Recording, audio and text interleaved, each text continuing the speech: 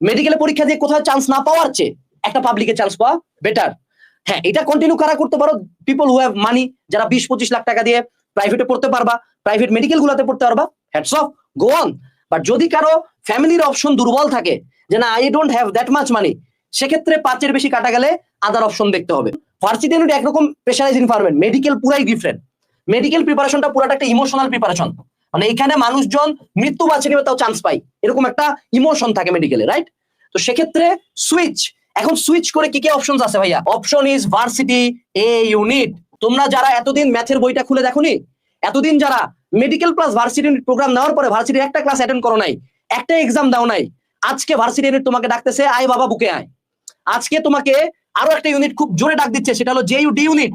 এটা নাম আমি স্পেসিফিক্যালি বলবো, কারণ জাবি ডি ইউনিটের বায়োলজি এবং কেমিস্ট্রি কোশ্চেন যথেষ্ট যথেষ্ট কঠিন এবং অনেকাংশে মেডিকেলের চেয়ে কঠিন করে ফেলে। সিইউ এ ইউনিট, এইটাতে আমাদের 100 ms ক্যালকুলেটর পর্যন্ত ইউজ করা যায়।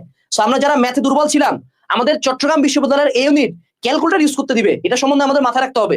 এরপর আরেকটা বিশ্ববিদ্যালয় R U C unit, the gem of Uttarbanga, the hidden gem of Uttarbanga.